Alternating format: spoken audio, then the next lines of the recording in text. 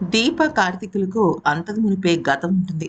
అయితే దీప తన అత్తను కాపాడినందుకు కృతజ్ఞతలు చెప్పాలని చెప్పేసి కార్తీక్ దీపను కలవడానికి వెళ్తాడు.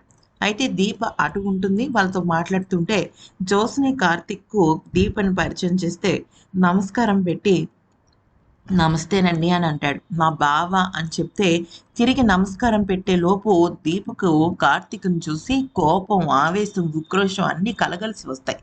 కారణం ఏంటి అంటే దీప తండ్రి చనిపోవడానికి కారణం కార్తీకే అనుకుంటుందనమాట దీప. ఎందుకంటే ఆ రోజు డ్రైవింగ్ చేసింది కార్తీక్ అనే అనుకుంటుంది.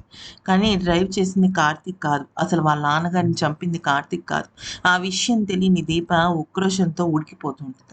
ఇక ఆ తర్వాత ఒక్కతే కూర్చొని ఆలోచించుకుంటూ ఉంటే, ఇక శౌర్య వచ్చి తండ్రి గురించి మళ్ళీ మాట్లాడేసరికి చాలా పేలగా మారిపోతుంది. "నీకైనా నాన్న మొహం తెలుసా?" అని అడుగుతుంది. ఈలోపు అక్కడికి సుమిత్ర వచ్చి పళ్ళు ఇచ్చి ఏదో రకంగా దీపకు దగ్గరవుదామని అనుకుంటుంది. దీప మనసును చూసి "ఏమైందో చెప్పు, అమ్మా, నాన్న ఏమయ్యారు?" అని అడిగితే, తల్లి చిన్నప్పుడే చచ్చిపోయిందని, అయితే తండ్రిని ఒకడు తాగేసి కళ్ళు నెత్తికెక్కి చంపేశాడని చెప్పడంతో బాధపడుతుంది. ఆ తర్వాత సుమిత్ర భర్త గురించి అడిగితే మాత్రం మాట దాటేస్తుంది కానీ, దీప అసలు నిజం చెప్పదనమాట. దాంతో సుమిత్ర నేను ఎప్పటికీ నీ మే మే మేలు కోరుకుని, నీ బాగు కోరుకునే తల్లిగా నువ్వు నన్ను అంగీకరించాలి అంటూ అటునుంచి వెళ్ళిపోతుందనమాట.